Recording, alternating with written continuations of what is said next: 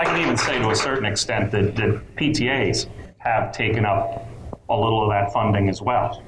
I don't know, I mean, a quick show of hands, how many of you guys have a PTA that's picked up smart boards in your school? You know, or paid for teacher supplies, or even a stipend for teachers for teaching supplies. I mean, PTAs are taking that out of their pockets on money that would traditionally go for field trips, for just bringing things into the school, cultural arts and enrichment stuff. You know, we're spending money on helping the school systems at this point. Ma'am? Oh. Thank you very much. It's an honor to be able to speak with you personally. My name is Karen Guzner. I work as a special educator. I'm a school counselor in Montgomery County. My husband and I have lived overseas, and we've lived all over the United States, but I've never seen a political system that works quite like ours does. We moved to Montgomery County because we had adopted a child when we lived in Japan.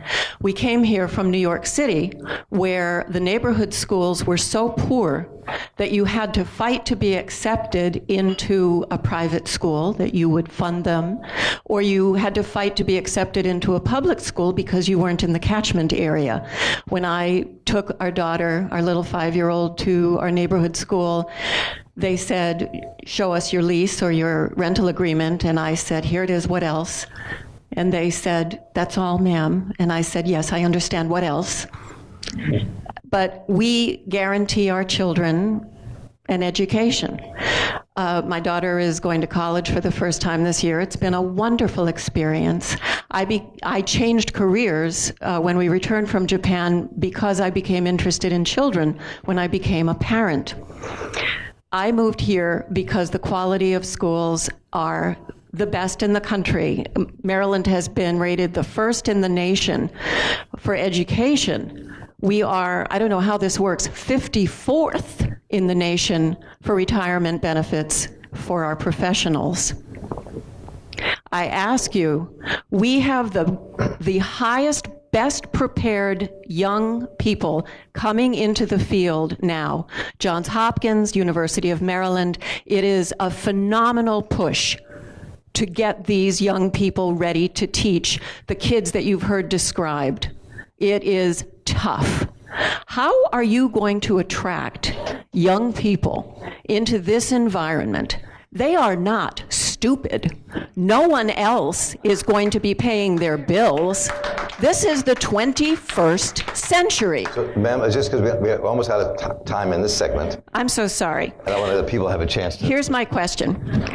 I see public education as an investment in the total economy and social stability of the country and the locals.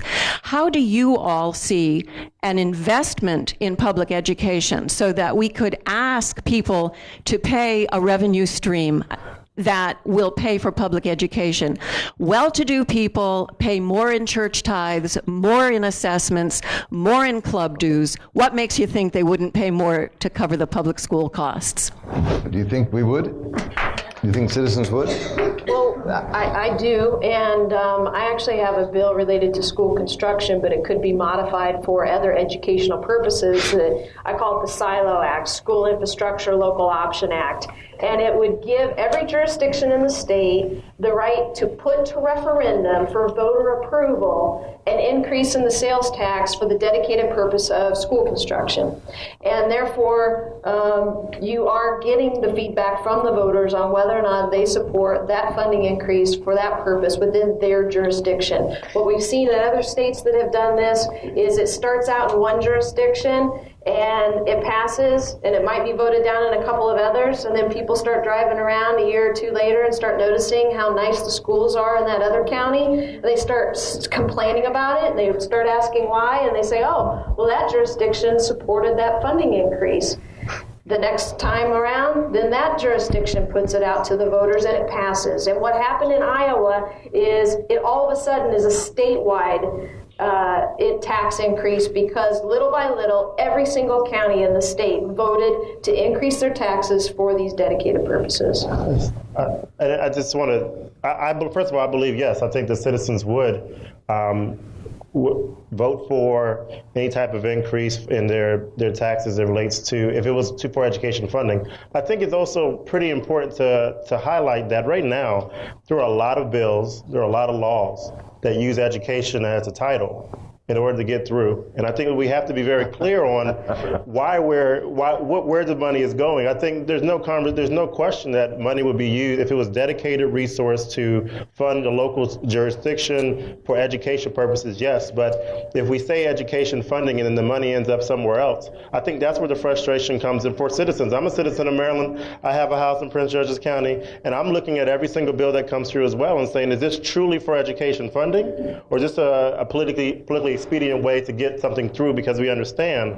that our elected officials will most likely push something through for education funding. So yes, dedicated source for education funding, if it's for education, yes. We actually have to take a break here. Everybody in that line, the next hour will have a chance to have their voice heard. We're going to continue this conversation. We'll have some new panelists. I don't know if some panelists will stay, but we'll definitely have new ones up here on the stage with us, elected officials and others.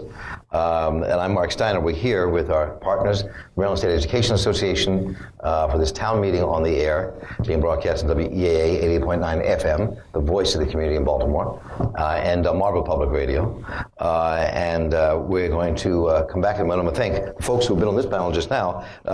Senator Bob Garagiola from Montgomery County, Senate Majority Leader has been with us, Delegate Heather Mazier from District 20, Montgomery County has been with us, Senator Joanne Benson from District 24, Prince George's County, who's a principal, and a woman dedicated to education, Superintendent John Andes from Worcester County Superintendent is here with us, Christian Rhodes, who is Education Policy Advisor in the Office of Prince George's County Executive Bouchard and Baker, and Ray Leone, President of the Anne Arundel County PTA. Thank you all for being on this panel. We'll take a very brief break and come back. Don't go away. From Army National Guard, who was killed while on duty in Afghanistan. And so one of our public school teachers who takes care of our children gave his life for his country. And we're dedicating this hour to him. And giving our best to his family and all of his students and the colleagues who worked with him in Baltimore County. So we're joined here on this panel right now. Newly joining us, Delegate Tom Hucker, District 20, Montgomery County. Remaining with us are some guests from our last hour, which is good to have them. Delegate Heather Mazier is with us. District 20, Montgomery County. She's Vice Chair of the Education Economic Development Committee for Appropriations. Is that right? Good. Also joining us this hour is Councilwoman Ingrid Turner.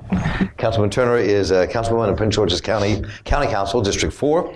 She's also President of the Maryland Association of Counties, which has something to say about all this, I think. And we are remaining here is Ray Leone, who is President of the Anne Arundel County PTA, and also on the State Board of the PTA. And we have another delegate joining us, Delegate Ann Kaiser, who is from District 14 in Montgomery County and Chair of the Education Subcommittee of the Ways and Means Committee. And you know how to do that, Ann? Yes. I'm sure will help me. You're an old pro at these things, yes. So good to have you all with us. So let's jump in. We're going to jump here to the audience after my first question and really get down the line here. Let these teachers have their say this hour. I think that the biggest question I think one of the biggest questions we have here is, as these negotiations go on for the next month and a half before you end the session, and I know you'll be trumping those halls as well as president of MACO, as well being a councilwoman, Ingrid Turner. How are we going to pay for this? What are we going to do? One of the things we talked about in the last hour, Heather Mazier raised some issues, and I would push it a tad further. When Governor Martin O'Malley was in this same room in the Calvert House for our Annapolis summit on the opening day of the session, he blurted out, I don't want to have fees, I'd rather raise taxes, what he said. Everybody kind of went wide-eyed for a minute.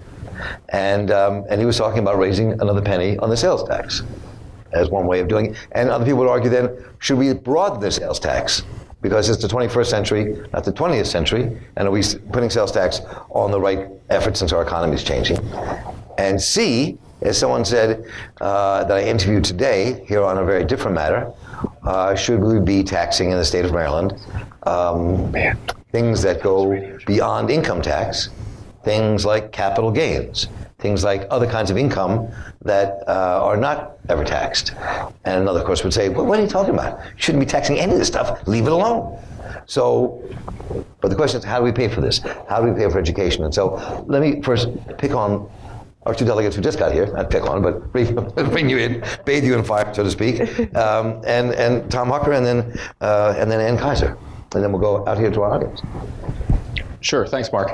And you'll have to catch me up on the previous hour. I just got out of an extremely boring hearing. Should have been here. It was much more fun. I should have been here, I wish.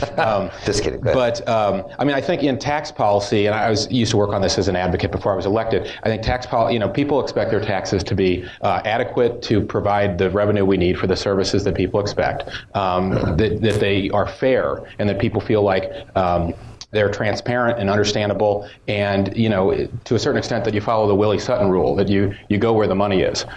We are a progressive state. People believe that the people who have been doing the best in our economy and get the most benefits from the state should be paying a higher percentage. And while we have that intent in our law, in the execution, we're not so good at it.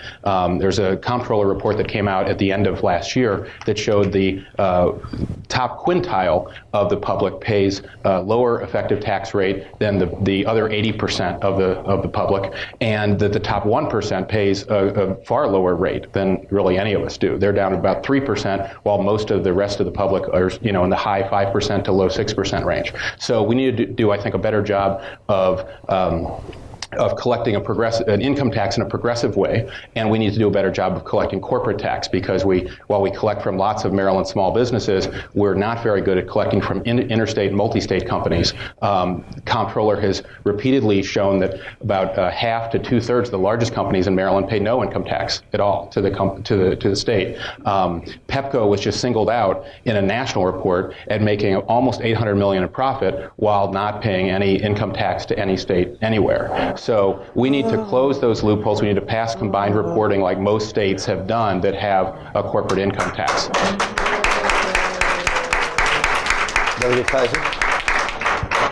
What he said. The only part I'd like to add, because we have limited time and a lot of people in line, because I really do mean what he said. The usual comment that taxes are the price we pay for civilized society. Mm-hmm. I think every single one of us wish we had more dollars in our pocket and had less to pay, but then people always seem to appreciate the fire trucks coming down the street, mm-hmm. our roads, and our great quality schools that we have here in the state of Maryland. So the only thing I'd really add is that I believe when it comes to tax policy, there should be the ability to pay principal, and certainly people who have more should pay more. Let me introduce also, who has not been on the panel before just now, Councilman Ingrid Turner, who's also president of the Maryland Association of Counties, councilwoman in Prince George's County, a county that's facing its own budget deficits. Yes, and with that, I can't echo any more than the delegate just said, in the sense of we are all like it when the fire truck arrives. We all like it when we have sustainable nonprofits. We all like it when we have adequate schools and teachers. And with that, our county budgets are already being strained. Our county budgets are looking at deficits, and the teacher pension shift would just burden us astronomically. So let me do this as I promised, and I like to turn this over to some of our teachers. Let me do this. I know teachers. I was one once for a while in Baltimore City Schools. Don't shoot me, but I was an organizer for the AFT. But a long time ago, 1979. But let me, since I know teachers, and they're in my family as well, I know teachers can talk a long time. So, but I'm going to ask you to kind of keep it a little shorter this hour. There's a lot of teachers lined up who want to say something, and the more